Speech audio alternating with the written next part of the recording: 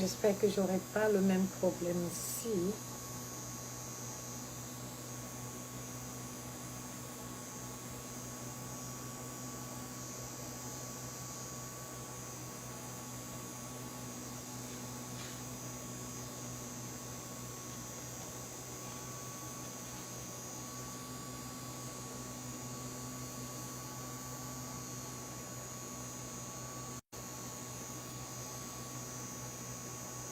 No, I don't have to tag.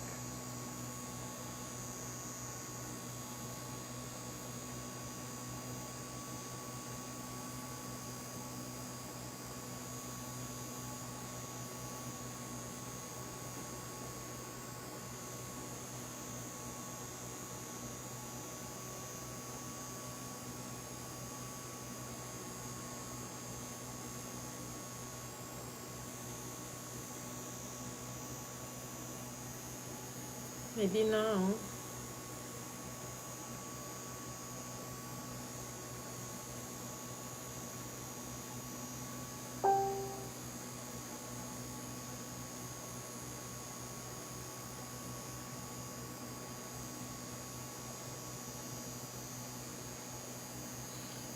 J'espère que cette fois-ci, ça va pas se recouper.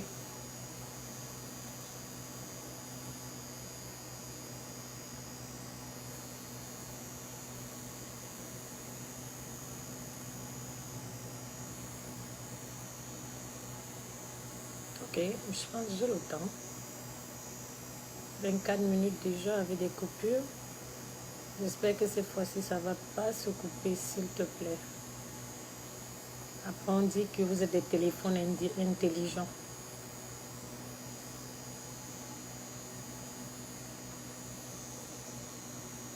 Ouais. I'm waving. J'espère que cette fois-ci, ça ne va pas se couper. J'ai essayé de mettre en HD, quoi là. Ok. J'invite. Mais dites-moi, je pense que je vais peut-être remettre ce live-là une prochaine fois. Elle fait cette coupure-là tout le temps. Je ne sais pas ce qui se passe. Pourtant, j'ai une bonne connexion. J'ai même mis le Wi-Fi. Qu'est-ce qui ne va pas aujourd'hui? J'ai l'habitude de faire des lives avec des autres collègues dans mon groupe Facebook. J'ai jamais eu ça. Bertrand peut le témoigner. Bring them to camera. Ah, to camera. Make a mistake, don't come. Non. Ok, pourquoi ça me fait ça? Pourquoi ça me fait ça? Ok, tout à l'heure, avant on arrête, avant que ça ne s'arrête, je vous en prie, ça va peut-être faire ces coupures, je ne sais plus quoi faire. Je l'ai même mis en HDU quoi là, qui demande, mais je ne sais pas pourquoi mon téléphone fait ça. Parce que habituellement, je fais avec mon téléphone et je n'ai jamais eu de problème. Je veux faire en lien là, mais sur NK, je ne peux pas voir le live, peut-être parce que ce n'est pas mon ordinateur. Peut-être qu'ils ont enlevé cette option-là dans l'ordinateur, mais bientôt, je pense que je vais me trouver un autre ordinateur pour pouvoir faire mes lives tranquillement. Ok, comme je disais, j'ai parlé des tablettes au départ et je dis c'est pas très bien, mais c'est pas mauvais non plus. Vous allez voir en quoi la tablette est aussi importante. C'est mauvais seulement au sens où les enfants qui le regardent tous les matins ont on dit trois fois plus de risques de développer les troubles de langage, c'est-à-dire les difficultés d'apprentissage. Donc, si tu as une tablette, tu veux faire travailler les enfants, il y aura les moyens de le faire. Et je dis, mon but est d'interpeller les parents sur l'échec scolaire et le décrochage. Pourquoi? Pour éviter l'échec scolaire, pour éviter le décrochage de vos enfants, je vous en prie, impliquez-vous comme j'étais en train de le dire. Qu'est-ce que ça veut dire impliquer? Parce que la réussite de l'enfant, la réussite scolaire passe par la motivation, l'implication des parents et puis créer aussi des jeux avec des enfants. Je ne veux pas dire que la vie de l'enfant sera seulement travail avec vous. Vous devez leur manifester de l'amour en vous intéressant à ce qu'ils font à l'école. Oh mon coco, mon ami, comme tu es rentré là, qu'est-ce que vous avez fait aujourd'hui? Ne pas juste lui donner un cadeau. Non, il comprend l'importance de l'école en ce moment-là. Qu'as-tu fait de bien à l'école aujourd'hui? Vous parlez comme des amis, ça crée un lien. pour les enfants en difficulté, comme je le disais tout à l'heure, c'est des enfants qui manquent beaucoup de motivation. C'est des enfants qui n'ont pas l'estime d'eux. Et c'est vous, les parents, qui devez les aimer. Vous devez leur dire, vous êtes capables. Même si la société trouve qu'il leur manque des choses, et c'est normal, ils ont des talents qui sont autres et qui sont ailleurs. Ces talents-là, c'est vous, les parents, qui devez les découvrir. C'est vous qui allez aller dire à l'enseignant, il n'est peut-être pas bon en lecture parce que ça se note régulièrement sur 3 domaines. J'ai dit la lecture, l'écriture et les mathématiques. Mais l'enfant peut être très bon en sciences. L'enfant peut être très bon en art. Et puis, ça a été démontré, tous ces enfants qui ont des troubles d'apprentissage ou des difficultés d'apprentissage finissent par être des très bons artistes. Allez voir certains autistes, ce qu'ils sont aujourd'hui. Il y a des gens, ils peuvent te construire. J'avais un enfant autiste dans ma classe. Lorsqu'il faisait des projets, quand j'étais encore maternelle jardin, c'était lui qui me faisait les meilleures constructions de la classe. Alors, orienter l'enfant vers le domaine où il a le plus de force, là où il est capable de réussir. Et l'implication des enfants, l'intégration, comme je dis, ne signifie pas abandon. Motivez-les, impliquez-les et vous allez voir comment il y aura la réussite. Comment donc s'impliquer? Dans ce système, l'éducation de vos enfants vous revient de droit. Malgré le fait qu'on vous dit que ça dépend de l'enseignant. Non, vous avez le droit d'éduquer votre enfant. Ils ont des besoins spéciaux. Vous avez des cibles qui sont importants pour aller regarder quoi faire avec votre enfant. Même s'ils sont dans un centre, trouvez le temps pour consolider les acquis et les apprentissages que les enfants ont fait à l'école. Ça leur permet de mieux saisir le sens. Pourquoi je le dis? Parce qu'un enfant qui a les difficultés a du mal à se concentrer, a du mal à retenir, a du mal à ressentir ce qu'on lui a donné. La répétition est très importante. Et cette répétition, j'aimerais que vous le faites comme si c'était un jeu avec eux. Ne donnez pas l'impression que c'est seulement pour faire de la leçon. Si vous vous substituez à leur enseignant à la maison, ça va tout se gâter parce qu'il a comme l'impression qu'il n'a pas de répit. Il y a des jeux que vous pouvez faire avec eux, que ce soit en mathématiques, je vous dis, quel que soit le niveau. Tenons un peu un exemple de mathématiques. Ils ont du mal en arithmétique, mais vous faites de l'addition tous les jours à la maison avec eux. Vous êtes peut-être en train de laver les assiettes. Compte-moi le nombre de plats que tu vas mettre à table. Il va mettre le plat à table. Combien de fourchettes il y en a? Tu lui donnes les raisins à laver. Lave-moi les raisins. Il a, OK. Tu as combien de raisins là-dedans dans ton plat à manger? Il te dit le nombre de raisins. Tu rends ludique l'apprentissage qui semble comme pas concret en classe pour lui. Il commence à se dire, oh, wow! Mais c'est ça que l'enseignant me disait, 2 plus 2. Quand tu lui as dit, compte les raisins, il compte les raisins. Tu dis, prends la quantité que tu vas manger. Mange. Quand il va manger, tu lui demandes combien reste dans son plat. Il va te compter le nombre qui reste dans son plat. Ce nombre qui est resté dans son plat, c'est quoi? C'est la soustraction. Tu viens de lui apprendre de façon ludique et avec quelque chose qu'il connaît, du concret, la vie courante. Il comprend que ce qu'il apprend à l'école, c'est ce qu'il va vivre toute sa vie. Il vit avec ça. Et là, ça ne devient plus très compliqué. Quand madame va dire à l'école, parce que je vais vous dire, on leur apprend la manipulation à l'école.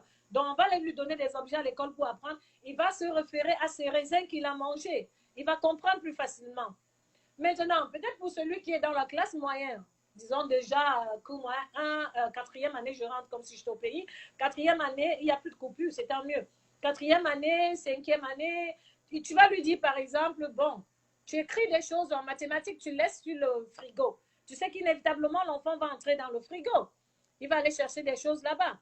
Là, tu lui dis, mon ami, tu dois me faire les exercices qui sont sur le frigo avant de prendre quelque chose dans le frigo. Et c'est comme ça qu'il va commencer à apprendre et se mettre à comprendre plus facilement ce que son enseignant lui dit à l'école. Je continue à inviter certaines autres personnes. Donnez-moi juste 1 minute parce que j'ai l'impression que les coupures là ont vraiment découragé certaines personnes et ils sont partis.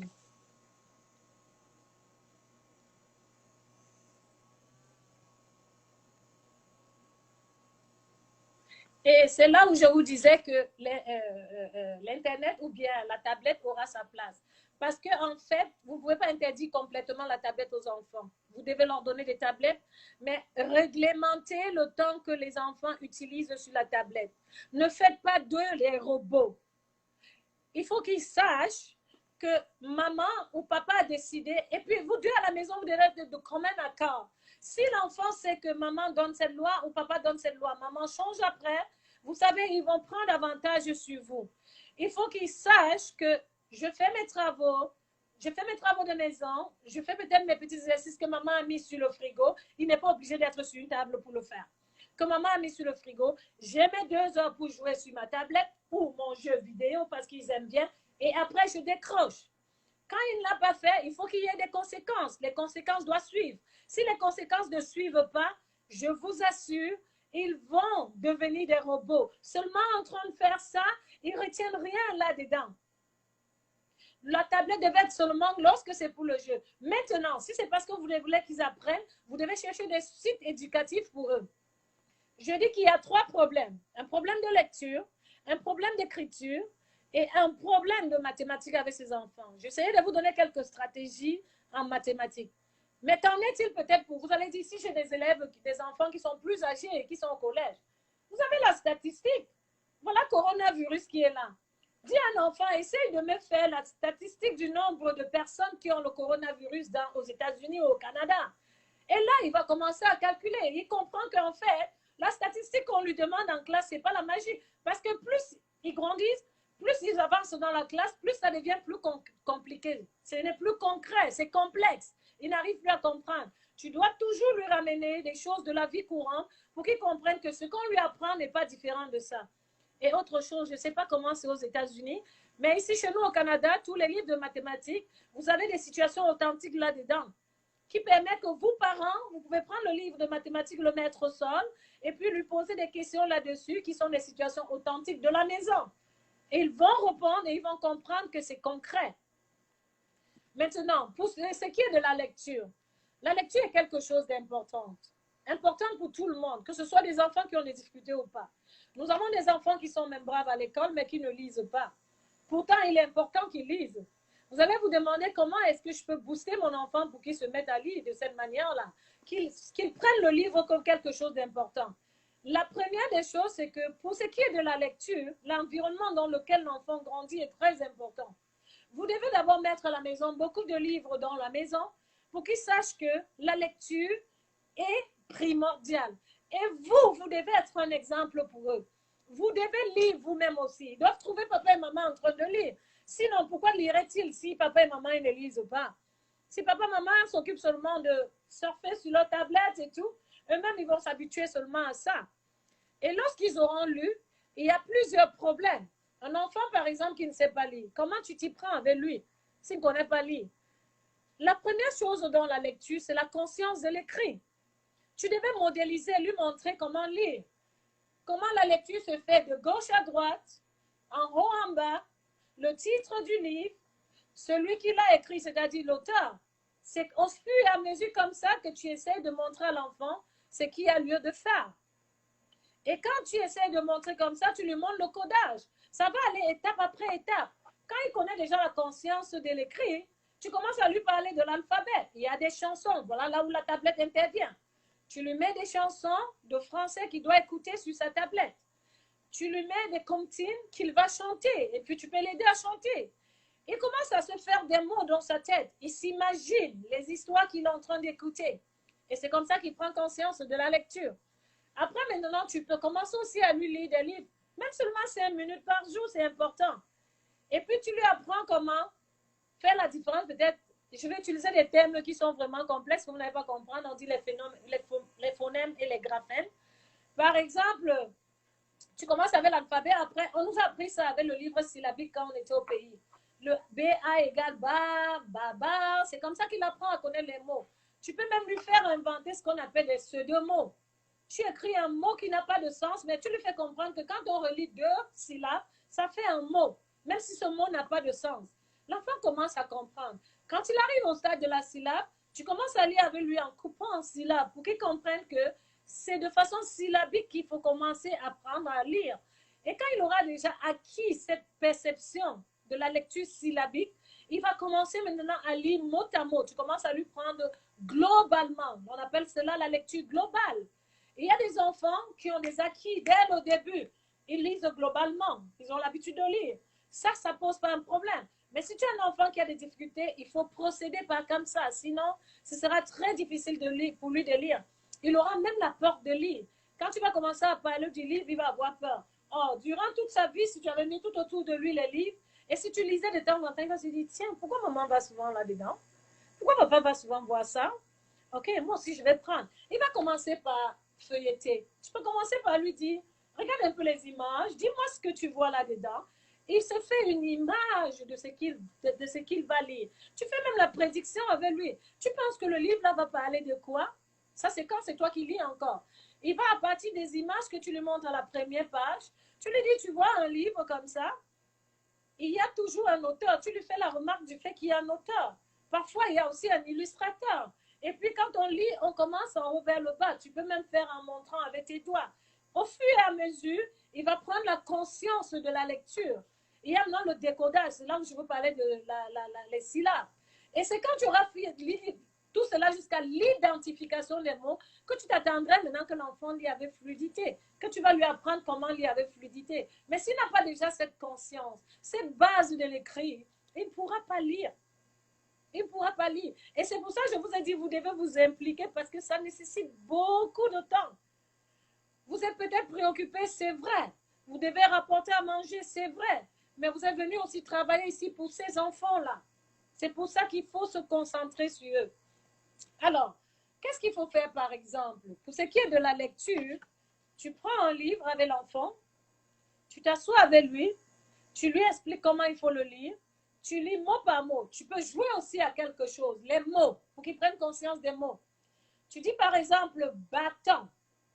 Si j'écris bâton, combien de syllabes à bâton? Tu peux lui demander de taper avec la main, ça devient un jeu pour lui. Bâton. Maintenant, c'est peut-être sur le couscous. Tu dis, tape-moi couscous en syllabes. Couscous. Et puis, il peut plus compter. Celui qui ne veut pas taper peut compter. Couscous. Ça fait 2 syllabes. Il comprend que le mot est composé de lettres, de l'alphabet, et puis les lettres de l'alphabet, lorsqu'on les réunit, ça fait des syllabes. Et les syllabes réunies ensemble, ça forme le mot. Il commence à prendre conscience. Quand il va venir prendre un mot, il te dit, ah maman, le mot là, tu dis que, dis-moi, est-ce que tu connais le nombre de syllabes qu'il y a dans ce mot-là? L'enfant va te le dire. Et puis là, tu lui dis, est-ce que tu peux compter les syllabes ou est-ce que tu peux taper? Peut-être s'il est arrivé au niveau des syllabes, c'est là où tu commences à progresser. Tu fais la fusion des mots. Tu lui mets maintenant, comme on a dit, ba ou ma. Commencez toujours par les mots dont ils sont très habitués, comme maman, papa, le nom de leur frère, leur nom, c'est comme ça. Vous savez ça que je commençais en maternelle jardin quand j'enseignais encore en maternelle jardin.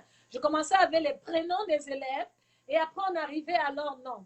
Et après leur nom, je commençais à composer les lettres avec les lettres entre eux pour avoir des syllabes. Et c'est avec ça qu'on progressait en mettant, parce que pour un enfant qui a des difficultés, commence par le basique. Fais des choses très simples. Ne complique pas la situation. Si tu compliques la situation, tu le perds. Tu le perds. Et si tu perds sa confiance, si tu perds sa concentration, tu as tout perdu. Tu dois l'encourager, tu dois communiquer avec lui, tu dois parler avec lui. C'est très important. Ah oui, Pascal, c'est très important. Tu dois parler avec lui. Et puis, dis-lui toujours, par rapport à l'estime de soi, dis-lui, si tu n'es pas fort en littératie, moi, j'ai toujours dit à mes élèves, dans ma classe, j'ai une affiche dans ma classe. Les erreurs sont acceptées dans ma classe. Et il n'y a pas de questions bêtes dans ma classe. On ne rit pas d'un ami dans ma classe. Ça, c'est un principe que dès le premier jour de la rentrée, moi, j'apprends à mes élèves. Tu es bon en lecture. Waouh, oui. Mais lui, il est très bon en dessin. Tu ne peux pas faire du dessin. Et on est dans une société qu'on réussit avec tout. On n'est pas comme au Cameroun où on fait l'école seulement pour l'école. Tant que tu n'as pas de diplôme, tu n'as pas d'opportunité. Nos enfants ont toutes les opportunités. Ne vous cramponnez pas sur le fait que vous voulez qu'ils soient des Pythagore, qu'ils soient des Einstein. Et en passant, Einstein, c'était quelqu'un qui avait des difficultés d'apprentissage, s'il vous plaît. Et il a réussi sa vie. Je pense que vous tous qui êtes sur Facebook, vous avez souvent vu passer ce message de cette mère qui était rentrée Son fils est devenu un très grand scientifique après. Son fils est revenu avec le bulletin. Ses parents, on avait écrit dedans qu'il ne pouvait pas réussir dans sa vie. Sa mère lui a dit autre chose dans son bulletin. Elle a dit, on a dit, tu seras un très bon élève, tu as un avenir radieux. Il a fini par réussir. C'est quand il a réussi que sa mère lui a montré son bulletin qu'on lui avait écrit. Parce que nous, les enseignants, on est désolés. On nous demande, il y a un carnaval qu'on doit suivre. On est désolé, on doit écrire ce que nous, on a. Mais ça mine souvent l'estime de soi de l'enfant. Et c'est à vous maintenant de leur appeler. Vous êtes bons. Nous aussi, on essaye de leur dire en classe, vous avez des talents. Chacun a ses talents. Vous devez développer vos talents. Mais avant ça, le ministère m'attend à ce que j'ai une évaluation en lecture pour l'élève, une évaluation en écriture pour l'élève. J'adapte comme je peux, je modifie comme je peux, mais je dois évaluer. Pendant que je modifie, si je travaille en rapport avec le parent, ça fait plus de bien. Parce que je vais diriger au parent, lui dire, en ce moment, je travaille telle chose avec ton enfant. S'il te plaît, accentue avec lui à la maison. Quand je vais maintenant donner une évaluation à l'enfant, l'enfant est prêt. Et là, il a un bon bulletin quand ça rentre. Mais si le parent ne s'implique pas, vous pensez que je vais écrire quoi? Je vais écrire ce que l'enfant me produit en classe, avec le peu d'efforts que je dois utiliser avec lui pendant que j'ai autres 20 élèves que je dois travailler avec. Je me concentre avec lui, mais je ne peux pas me concentrer complètement seulement avec lui. J'ai d'autres enfants qui attendent. Je ne vais pas les détruire non plus. Avec ceux qui sont plus évolués, je dois leur donner quelque chose d'un peu plus pour qu'ils avancent un peu plus que là où ils sont rendus. Donc, mes chers parents, je vous le dis, aucun enfant est perdu. Que ce soit l'enfant en difficulté, que ce soit l'enfant qui n'a pas de difficultés. Parlons maintenant de l'enfant qui n'a pas de difficultés. Nous, on a l'habitude de se dire, ah, il connaît déjà, comment je peux l'aider? Non, l'amour, vous devez le leur manifester, mes amis. On vit dans une société tellement impersonnelle. Et nos enfants, je veux vous le dire, même s'ils ne vous parlent pas, ils vivent du racisme à l'école tous les jours. J'en vois dans ma classe, mais ça, je ne permets pas dans ma classe. Parfois même, je parle, c'est entre nous quand même, parfois même, tu vois que d'autres enseignants qui n'ont pas notre peau ne les traitent pas de la même manière. Alors, si vous, vous ne vous impliquez pas, vous êtes en train de baisser l'estime de votre enfant parce qu'on va les considérer un peu moins que les autres enfants. Or, nos enfants doivent se battre 2 fois. Ils doivent être plus intelligents. Mais imagine donc que ton enfant n'est pas intelligent. Comment il sera considéré si toi, tu ne t'impliques pas? Il sera mis à côté. On n'aura pas son temps. On n'aura pas son temps. Avant de partir, c'est dommage que je ne peux pas l'avoir sur l'ordinateur, hein, mais je vais vous laisser quelques sites que vous pouvez parfois aller travailler dessus avec vos enfants, voir quoi faire avec ces enfants-là. Pour ceux qui ont encore les tout bébés, vous allez vous demander comment je peux faire que mon enfant n'ait pas de troubles d'apprentissage. Je vous ai dit qu'un enfant qui est exposé 3 fois le matin, je dis bien le matin, sur une tablette, ça a été démontré que ces enfants-là développent un trouble d'apprentissage. Évitez de déposer l'enfant. Lorsque l'enfant pleure, ok, l'enfant, si j'ai entendu les parents dire, ah, il aime le téléphone, il aime être sur la tablette, c'est pas ça l'éducation. La tablette ne l'éduque pas. Non, apprenez à faire des limites avec les enfants. Apprenez à leur dire, tablette, ce n'est pas l'heure. Ou tu es sur ça, il veut la tablette, mets-lui un truc éducatif. Mais ne commence pas à 6 heures par lui donner parce que tu es occupé à faire telle chose, l'enfant là va t'embêter. Non, tu détruis l'enfant. Tu es en train de le détruire sans le savoir. Il y a des enfants, vous êtes parents, essayez de voir. Comment vous allez faire pour connaître les talents de vos enfants? Il y a des enfants qui ne lisent pas, qui sont non-verbales. Vous comprenez ce que ça veut dire? Ils ne peuvent même pas parler. Mais ces enfants sont auditifs. En ce moment-là, celui-là, je préfère que tu lui donnes la tablette pour qu'il travaille avec. Parce que c'est comme ça qu'il va enregistrer ce qu'il entend et qu'il pourra réagir. Et protéger beaucoup ses enfants. C'est des enfants qui seulement en regardant votre visage ne peuvent pas savoir quelle est l'expression. Vous devez leur parler tout le temps. Ils sont en prise au danger dehors. Et on vit dans une société où le danger est très imminent. Alors, mes chers parents, qu'est-ce qu'il faut faire pour ce qui est de l'écriture. Je vais vous donner par exemple, si vous avez des enfants par exemple âgés, plus âgés, parce que je vous dis, il y a plusieurs anomalies. Moi, je parlais seulement du trouble d'apprentissage. Je ne vais pas développer chaque anomalie comme on en a ici. À chaque anomalie, il y a des trucs spécifiques. Mais toutes ces anomalies, au fond, ont un problème d'apprentissage. Chaque fois, il faudrait trouver un élément pour que l'enfant s'intéresse à son apprentissage. Il faut qu'il soit motivé. Et je vous ai parlé des jeux ludiques. Sur mon blog que j'ai, lorsqu'on avait commencé le confinement, j'ai proposé aux enfants, aux parents qui avaient des enfants en difficulté, des jeux qu'ils pouvaient faire à la maison avec les enfants. Parce que c'est des enfants qui vivent l'anxiété chaque jour. En classe, ils sont concurrencés. Les autres comprennent mieux, ils ne comprennent pas. Alors, ils se trouvent comme anxieux et sont comme des...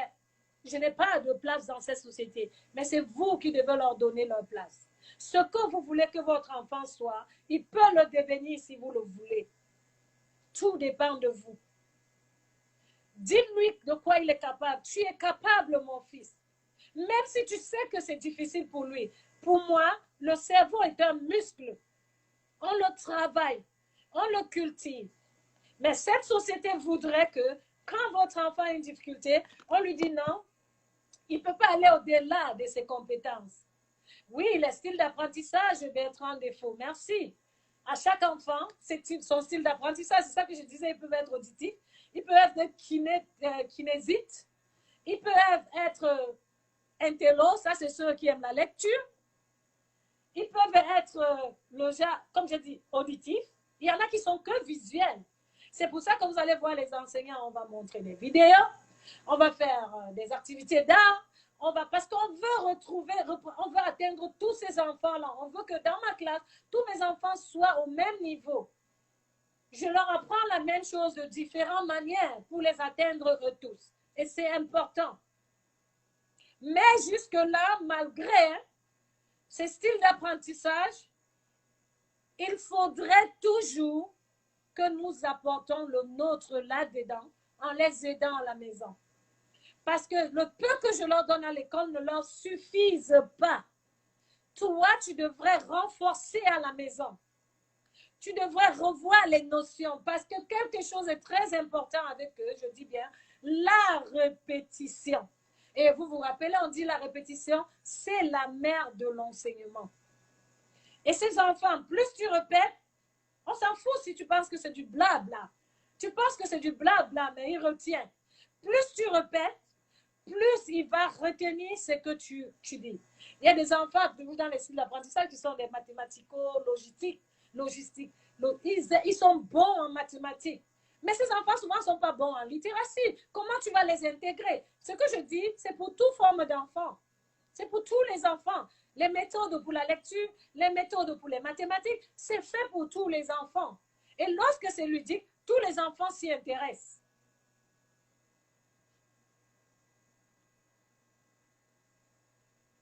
Alors, pour la conscience de l'écrit, comme je l'ai dit tout à l'heure, vous devez nécessairement lire avec eux. Et quand vous avez fini avec la lecture, ils ont du mal à reconnaître les mots au sens et les sons individuels. C'est pour ça qu'il faut procéder comme je vous l'ai dit. Ils ont la difficulté à reconnaître même les mots. En ligne, ils ne peuvent pas le lire facilement. À comprendre le texte lu. Comment toi, tu peux lui faire comprendre le texte lu? Tu dois lire, tu dois lui expliquer pour qu'il puisse comprendre de quoi ça retourne. Lui donner aussi un texte pour qu'il lise après et lui demander qu'est-ce qu'il a compris dans ce texte. Tu lui fais faire le rappel de texte. En faisant ce rappel, l'enfant comprend, oh, c'est ça que madame demandait à l'école. Et là, c'est parti. Ton enfant apprend au fur et à mesure. Pour les élèves qui sont plus grands, je disais, vous pouvez faire la statistique, la technologie, le calcul de pourcentage, la programmation, en lui demandant de te faire combien de hausses de coronavirus il y a eu depuis le début de la pandémie. Et puis, c'est tellement intéressant parce que les radios en parlent, la télévision en parle, YouTube en parle, il y a les débats dessus tous les jours. Il va commencer à travailler là-dessus. Dans telle région des États-Unis, il y a eu tel nombre de personnes. Tel État, il y a eu tel nombre de personnes. Ça a augmenté de comme ça. Ça a baissé de comme ça. Ça, c'est la statistique. Et l'enfant commence à se dire, oh, wow, moi, je ne comprenais pas très bien, mais maintenant, je commence à comprendre. Maman m'a aidé à comprendre, papa m'a aidé à comprendre. Mais si vous le reprenez en lui disant, mets-toi sur une table, écris, il ne va pas le faire. Il n'est pas obligé d'être assis. En classe, nous adaptons avec l'environnement aussi. Moi, par exemple, je fais la classe flexible. Il y a des enfants qui aiment s'asseoir, il y a des enfants qui vont seulement bouger avant de travailler. Tu ne peux pas l'empêcher de bouger. Si tu l'empêches de bouger, il ne donne plus le meilleur de soi. Ce que tu veux atteindre, c'est son plein potentiel. Oh, laisse-le atteindre son plein potentiel en fonction de sa nature. Il a la nature seulement de bouger. Aujourd'hui, on a des chaises qu'on met qui te fait bouger. Mets-lui sur une chaise qui bouge et joue avec lui les mots. Tu vas voir. Il va beaucoup aimer. Quand tu vas même l'appeler prochainement, maman, je m'assois sur la chaise là, tu vas voir. Ne lui dis pas que voilà ton pupitre, va t'asseoir là-bas, tu dois écrire là-bas, tu dois lire là-bas. Non. Non, il n'ira rien. Il n'écrira pas. Il y en a qui écrivent debout. Et je vais vous donner un exemple. Moi, j'étais le style d'apprentissage intello. J'aimais lire. Mais vous saviez comment je lisais? Couché sur mon lit. J'ai fait les physiques, la physique-chimie. Je n'aimais pas les mathématiques. Pas parce que j'étais mauvaise en maths, mais parce que je n'aimais pas. Quand je m'y mettais, je cherchais juste les formules mathématiques. J'allais faire mes formules et puis ça me donne ma barre de 5. Et si je trouve 2 petits exercices, j'ai 10, j'ai passé. Mais je sais que j'aurai mes 14 en français. J'aurai mes 14 en philosophie. Par contre, j'aimais les physiques-chimie. Et vous savez comment je faisais la physique-chimie? Couché sur mon lit avec du papier. Je ne connaissais même pas encore toutes ces méthodes-là. Mais c'était la meilleure méthode pour moi de travailler ma physique-chimie. Donc, à chaque style d'enfant, son style d'apprentissage, à chaque enfant, sa méthode de lire. L'essentiel, c'est de lui dire, apporte-moi le résultat qu'il faut. Tu veux te coucher, mettre tes pieds en l'air avant de lire? Ok, vas-y. Mais lis. Je vais te poser les questions tout à l'heure. Tu vas répondre à mes questions. Ne l'oblige pas. Hein? J'ai acheté une table, une pupitre pour toi. Tu ne travailles pas sur ton pupitre. Non, tu le décourages. Je sais, mon fils, que tu aimes lire coucher. Vas-y, lis coucher. Mais reviens, parce que moi, je vais te poser des questions. Ma fille, je sais que tu aimes la chaise qui bouge comme ça avant de travailler. Oui, achète-lui une planche à écrire. On les a ici, achetez-leur des planches. Ils vont écrire debout là-dessus. Trouvez un tableau que vous mettez sur le mur. L'enfant reste debout, il écrit là-dessus. Il n'est pas obligé d'être sur une table en train, la méthode ancienne qu'on nous a appris là, en train d'écrire. Je me rappelle, ma mère me disait, venez à table lire le soir, comme on dit là. Moi, je ne lisais pas, je rêvais à mes histoires que je vais faire demain à l'école. Mais moi, j'allais lire sur mon lit. Donc, à chaque enfant, son type d'apprentissage. Je n'ai pas raté ma vie pourtant. Mais si l'enfant a des difficultés, ce n'est pas sa faute. Au pays, comment on les considère? Il est têtu. Il ne veut pas apprendre. Non. Et moi, je suis en train de faire mes projets pour entrer au pays, faire des conférences là-dessus. Parce que ces enfants, l'enfant autiste qu'on a voulu jeter dernièrement dans de l'eau, le pays ne connaît, il y a même des petits groupes d'autistes. J'ai dans mon groupe de Facebook, j'ai des parents qui ont des enfants autistes. Je travaille là-dessus. J'ai constaté avec des groupes ivoiriens que les Ivoiriens sont plus avancés que nous dans ce domaine. Ils ont des groupes dont le gouvernement même intervient. J'ai essayé de côtoyer des groupes chez nous au pays. Ils ne sont même pas capables de savoir par quelle porte arriver au ministère. Parce qu'on ne leur laisse pas l'entrée. Alors, est-ce que c'est le culte de l'intelligence que nous devons fabriquer? Non. Nos enfants peuvent réussir de toutes les manières. Il n'est pas bon en lecture. On s'en fout. Il n'est pas bon en écriture. Mais ça ne veut pas dire qu'on baisse les bras. On essaye de lui apporter des choses là-dedans. Mais est-il bon en quoi? En art. Pourquoi tu ne l'inscris pas dans un club d'art? Pour qu'il perfectionne son art. Il est bon en dessin. Il est bon au basket. Vous avez la chance aux États-Unis avec le basket. Bon, c'est vrai aussi que même pour être dans le club de basket de l'école, il faut être bon à l'école. Une bonne raison que vous l'aidez. Avancer pour ces matières à l'école. et qu'il fasse sa matière qu'il aime le plus, qui est le basket. Il va réussir là-dedans. Il est bon en musique. Pourquoi tu ne l'inscris pas dans un club de piano, chez un musicien de piano, ou bien apprendre la guitare? Il va réussir sa vie. Enlevons-nous l'idée qu'on réussit la vie seulement avec le diplôme. Vous avez vu, on est venus tous bondés de diplômes ici. Qu'est-ce qu'on fait comme métier maintenant? Est-ce que ce sont des métiers qu'on avait au pays? Non. On a dû s'adapter. Oui, le Camerounais, nous sommes pleins de diplômes. Nous nous adaptons facilement parce qu'on a eu ces diplômes. C'est vrai. Mais nos enfants ne vivent plus dans ce contexte-là. Ils vivent dans un contexte où ce n'est pas les diplômes qui font l'avenir. Mais c'est ce que tu es capable de produire. C'est ce que tu es capable de donner. Combien d'entre vous sont diplômés là-bas et ceux qui vous dirigent dans vos entreprises n'ont même pas votre diplôme? Donc, dirigez l'enfant vers la voie qu'il aime, vers la voie qui peut l'apporter l'avenir. Mais ne baissez pas les bras par rapport à ce que... Oui, ton diplôme au placard, ma chère. Eh, madame, je te dis là, moi, j'étais juriste, mais je ne suis pas juriste. C'est vrai que j'ai laissé mon travail de juriste parce que j'ai trouvé que ma fille avait des difficultés. Et au départ, je me disais, c'est du racisme parce que je sais qu'ils le font. Mais malgré cela, cette femme était quand même raciste. Parce qu'un jour, quand je vais voir l'enseignante qui s'occupe des enfants qui ont des difficultés, et qu'elle me dit, je laissais des documents à son enseignant, je m'en vais la voir. Ce n'est pas qu'elle m'a donné rendez-vous. Moi, je me suis impliquée dans la vie de ma fille. Je n'ai pas attendu qu'il m'appelle. Je m'en vais la voir, elle me dit, je vous assure, votre fille n'ira pas à l'université. Oh non, ma fille aujourd'hui fait des projets de collège de l'université parce que je travaillais avec elle. Je lui ai dit, madame, je ne suis pas venue vous voir pour que vous me dites si ma fille va aller à l'université ou pas. Je suis venue prendre des documents. Et quant à ce qui est allé à l'université, je préfère un enfant qui est sociablement, qui est plein de vie, qui est content de vivre, qui est capable de s'insérer dans la société, que quelqu'un qui est plein de diplômes et qui n'est même pas capable de dire bonjour à quelqu'un dans la rue. Ma fille a des qualités et c'est ça le plus important.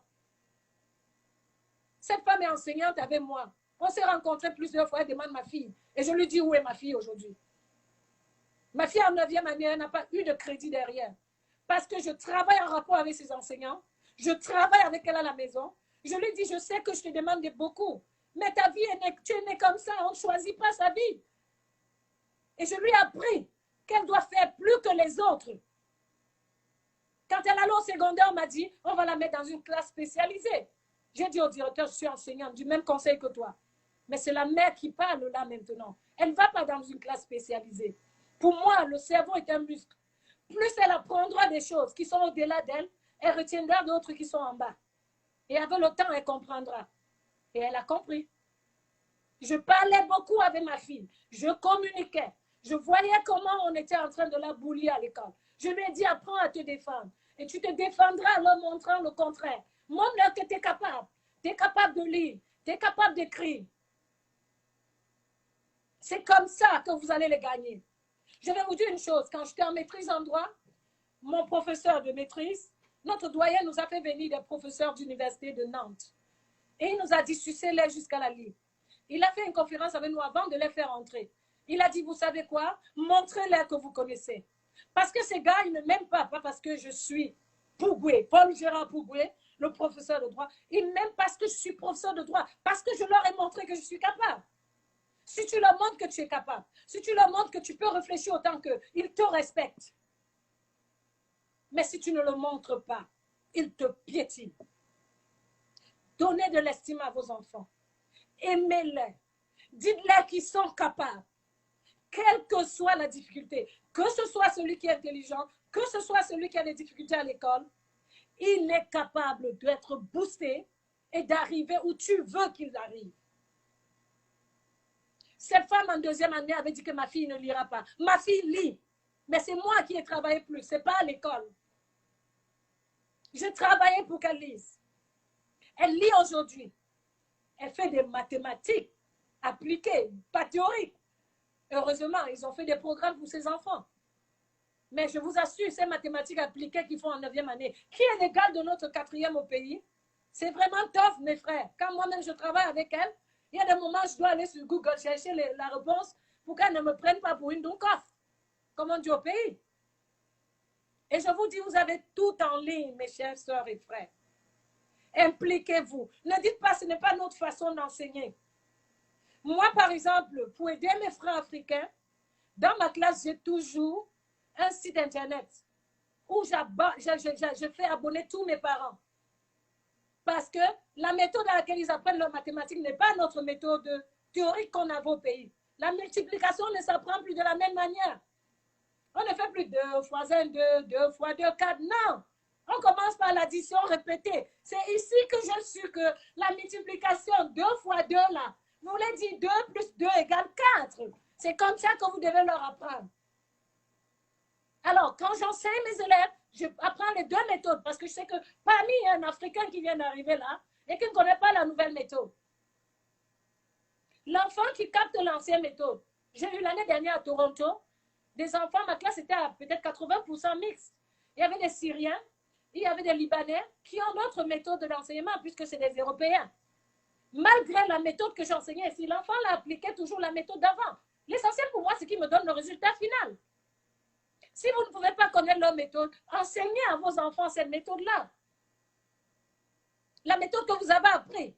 La finalité, ce n'est pas seulement la réponse. Il va appliquer cette méthode-là, qui aussi est quand même reconnue ici.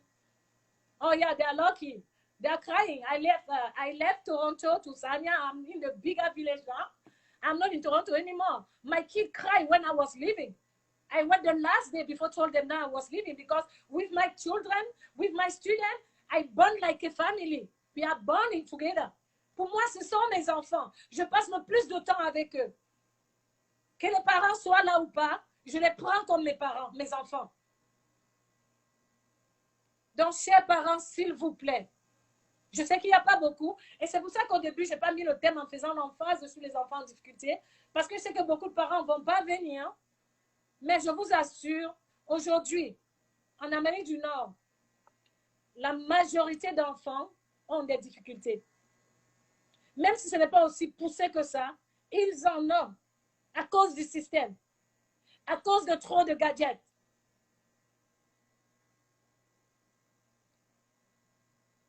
Il faut croire dans au potentiel de votre enfant. Il est important de savoir que votre enfant est capable. Dites-le lui, chantez-le lui. Ça va entrer dans son cerveau. Et il va dire, je suis capable. Et il va faire des efforts. Je vous en prie et je vous en supplie. Je ne sais pas si des gens ont des questions. Vous pouvez me les poser. Sur ce, je vais m'arrêter là.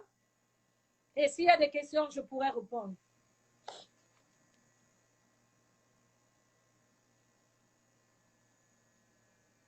Oui, il y a la problématique de l'insertion vivace des autres enfants. Oui, je vais vous dire une chose.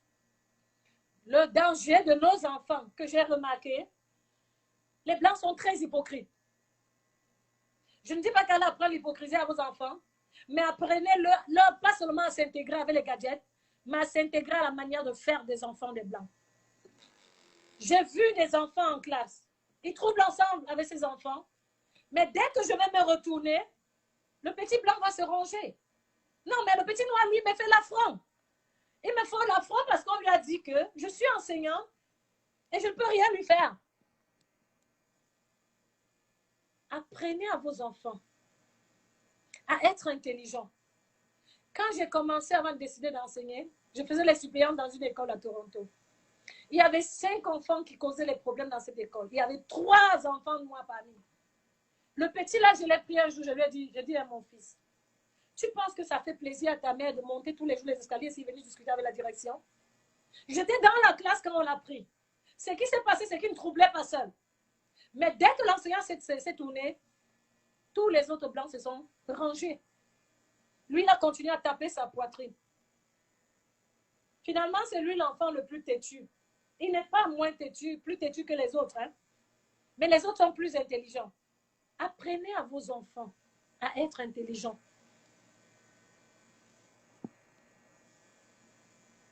Je ne sais pas comment vous allez procéder, mais moi, ce que j'avais dit à ma fille, si quelqu'un te bully, parce que le problème du fait qu'on m'amène les enfants à l'école, appelé bully en anglais et en français, c'est encore voilà, j'oubliais le mot. Vraiment, voici l'impact de l'anglais et le français dans les pays anglophones. Moi, mon mot en français que comment on appelle encore ça? Bertrand, aide-moi avec le mot, s'il te plaît. Le bullying. En français encore. Oh. L'intimidation. Ok, moi, j'ai retrouvé le mot. L'intimidation. L'intimideur régulièrement va dire, si tu dis, je vais te faire que. Non. Dites-lui, va dire à la direction. Dites-lui, dis à l'enseignant. Quand ça commence à devenir récurrent, c'est un problème. La direction ne voudra pas de ça. L'enseignant ne veut pas de ça dans sa classe. Donc, j'ai déjà dit Bertrand, merci, l'intimidation. Donc, il faut dire à vos enfants, si quelqu'un te fait quelque chose de mauvais, ne réplique pas. Dis directement à l'enseignant. Si l'enseignant ne réagit pas, quand votre enfant a fait 1, 2 fois, allez voir l'enseignant, mes frères et sœurs. Allez la voir et dites-lui que ça ne marche pas. Si ça continue, allez voir la direction.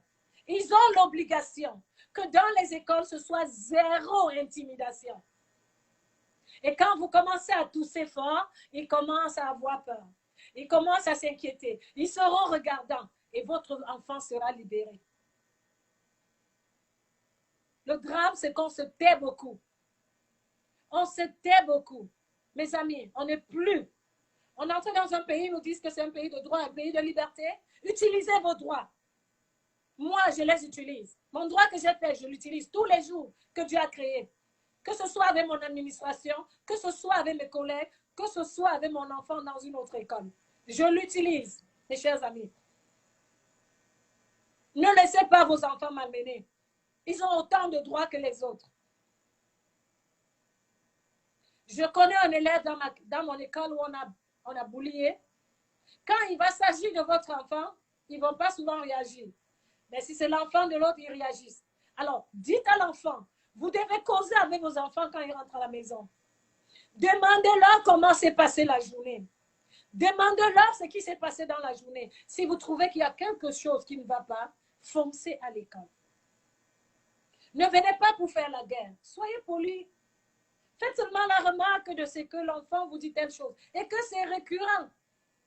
Et que vous ne voudrez pas que l'apprentissage de votre enfant baisse parce que cet enfant vit cette intimidation. Si vous prononcez le mot intimidation, vous allez voir. Ils vont résoudre le problème.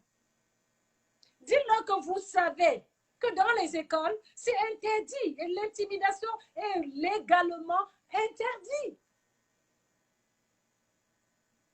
Et il se peut que ça se passe qu'avec ton enfant. Tu ne comprends pas, tu n'es pas contente. Tu lui dis, toi, si tu es une mère, tu ne serais pas contente que ton enfant revienne toujours avec les larmes tous les jours.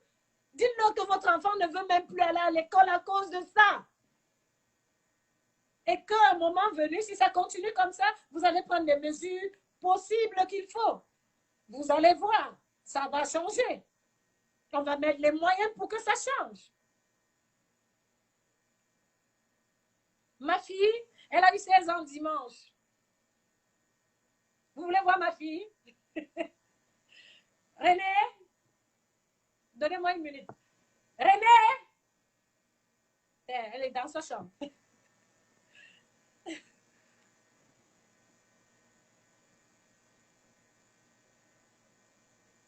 Ah, c'est moi qui te remercie, Michel. Oh, yeah. Serena, viens, ma chérie. Et je vous dis, ma fille, c'est juste un trouble d'apprentissage. Donc, physiquement, si je ne te dis pas, ça ne se voit pas. Il n'y a rien. Là, voici ma fille.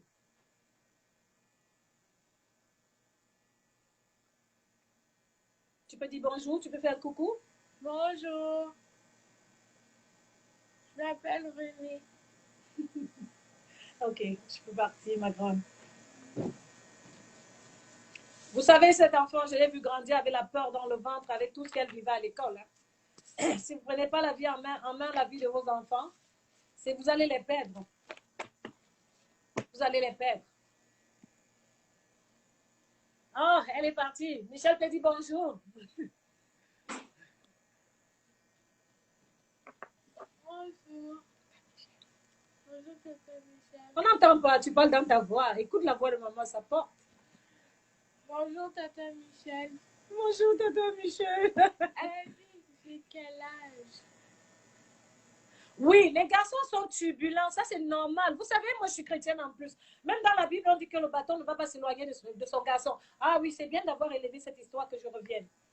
Un autre problème de vous, parents africains, nous, parents africains, c'est qu'on dit, non, la loi dit qu'on ne doit pas taper l'enfant. On vous a trompé, mes amis. Il y a une exception dans cette loi. Il y a une exception. Vous pouvez taper l'enfant. Vous pouvez taper sur ses fesses. Pourvu que ça ne crée pas de blessure qui entraîne une certaine lésion sur l'enfant. Il n'est écrit nulle part. Moi, j'ai connu des blanches avec leur enfant dans ma classe qui tapaient leur enfant. Et je vais vous raconter une anecdote. J'étais en maternelle. Mon éducatrice était une blanche. J'avais un petit garçon congolais là-dedans. Ce que j'aime chez les Congolais, c'est que quand ils arrivent à Toronto, tout le monde parle anglais. Ils ne parlent même plus le français à la maison. Donc l'enfant, le père, la mère, tout le monde parle le français, l'anglais. Et puis un jour, il vient et me dit, Madame, ma mère m'a tapé. J'ai dit, en bas, l'éducatrice était à côté. Elle dit, oui, madame, elle fait ça. Hein? Parce que lui, il était en jardin. Donc, elle avait fait maternelle avec elle. Moi, je suis venue quand il était en jardin. Madame, elle a fait ça. Hein? J'ai dit, oui. Et puis, le problème, c'est quoi? Qu'est-ce que tu avais fait? Causez avec vos enfants. Il me dit, j'avais fait telle chose. C'était quelque chose d'anormal. Je lui dis, regarde mon cher Jaël. Ça, c'était son nom. Tu vois comment tu montes sur les tables ici en classe? Il dit oui. Je dis, tu vois comment tu n'écoutes pas quand madame te parle? Il dit oui. Même moi, si je te t'amène, je te fouetterai tous les jours. Et j'ai dit à l'éducatrice, chez nous en Afrique, on n'appelle ça pas ça taper. On appelle ça éduquer l'enfant. Elle n'avait qu'à aller dire à la direction qu'on tape sur l'enfant, pas moi. Je ne dis jamais ça. Oh, merci. Merci beaucoup. Ah, je travaille dur hein, pour qu'elle ait sa confiance. Ça détruit leur estime. Si vous ne vous battez pas, vous aurez un enfant qui ne pourra même plus parler à la maison. Et elle sait que je fais tout pour son bien. Donc, même quand les travaux sont lourds, elle comprend que c'est pour son bien et elle s'y met. Elle veut faire plaisir à maman. Ça, c'est la relation que vous devez garder avec votre enfant. Il faut que papa, maman, elle m'aime beaucoup. Elle fait ça pour mon bien. Du moment où l'enfant sait que tu fais pour ton bien, l'enfant est partant. Ce sera difficile. La vie n'est pas facile. Je dis à ma fille, la vie n'est pas facile. Si j'avais dormi sur mes lauriers, on ne serait pas arrivé ici. I came here like a skilled worker. If I wasn't a worker back home, how can I come here like a skilled worker? I work hard to arrive there. So, you too, you need to work hard. Life is not a party. It's not a joke. Life is a long process. Up and down, up and down. Et il faut se faire sacrifice. En terminant, lorsqu'on voyait la rubrique violence, mon professeur de philo, je finis par comprendre. On se fait violence en tout. En tout. Même pour aller à l'école, tu te fais violence. Rappelez-vous quand vous alliez à l'école. Au début de l'année, tout le monde est content d'aller. Mais à un moment donné, on ne veut plus aller. Et un jour, tu refuses d'aller. J'étais à la CIL. Je suis allée très tôt à l'école parce que j'étais milieu enfant là, les enfants oubliés là. Mes soeurs et mes grands frères là à l'école. J'aimais prendre la craie, j'écris sur la doise, sur le tableau. Ma mère dit, tu vas à l'école parce que moi, j'étais en octobre. Et l'école commence en septembre. Donc, elle est partie négocier, je suis allée à l'école. Et un jour, je n'ai pas envie d'aller à l'école. Je dis à ma mère, non, il était 15 heures. C'est qu'on faisait encore 2 temps là. Parce que je parais jeune, mais je ne suis pas jeune. Hein? C'était 2 temps, l'école le matin, l'école le soir. Et je dis à maman, il est 15 heures, elle dit, mais qu'est-ce que tu fais à la maison? Je lui dis que je ne vais pas aller à l'école. Il y a le chien de Black, le voisin. Ma mère, elle était très intelligente. Plus intelligente que mon père. Elle dit, c'est pas un problème. Ta grande soeur va t'accompagner à l'école. Et ma grande soeur était au collège. C'était le mercredi soir. Ils avaient le mercredi soir. Elle va donc m'accompagner à l'école. J'arrive. Mon maître de la CIL, qui m'aimait beaucoup. Je dis qu'il m'aimait beaucoup parce que j'étais bonne élève. Hein? Il a pris la longue, vous connaissez la longue règle rose, jaune qu'on utilisait à l'époque, à l'école? Oui, il a mis ça sur ma tête. Depuis ce jour-là, aujourd'hui on dit on ne va pas battre les élèves, on ne va pas faire ceci. Depuis ce jour-là, je vous assure, je suis devenue l'enfant de l'école. L'enfant qui ne ratait plus l'école parce que j'avais peur de la règle jaune sur ma tête. J'étais toujours première place à l'école. Même à l'université, j'étais assise au premier banc. Ça ne m'a pas traumatisé. Les gens parlent de traumatisme. Peut-être c'est de degré en degré. Mais quand tu sais ce que tu veux dans la vie, tu l'atteins. Sur ce, je ne sais pas si vous avez des questions.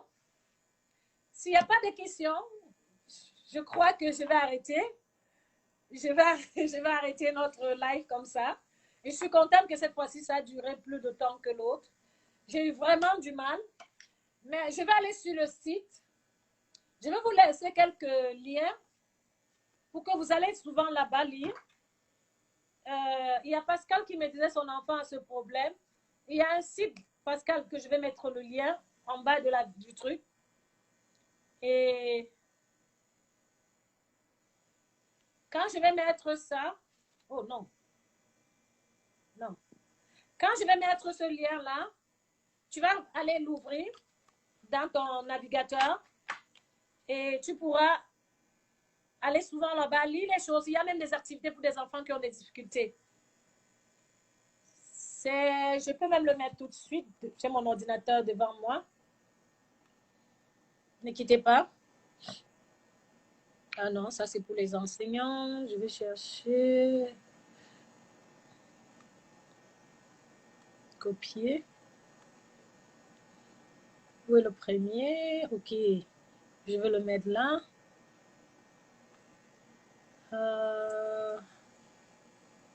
Voilà le lien. Il faut que je commence. Je prends la page d'accueil, ce serait mieux.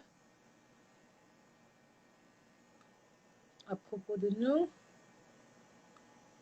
Et pour ceux qui ont des enfants à naître, il y a un site que je vais aussi recommander. À quoi consistent les troubles d'apprentissage? Vous allez voir, voilà. Voilà le site même en soi, avec à propos de nous. C'est un site où je vais souvent moi-même. Oh, il a même apparu directement ici. Si vous cliquez là, vous allez voir, vous allez sortir là-bas. Maintenant, naître, grandir.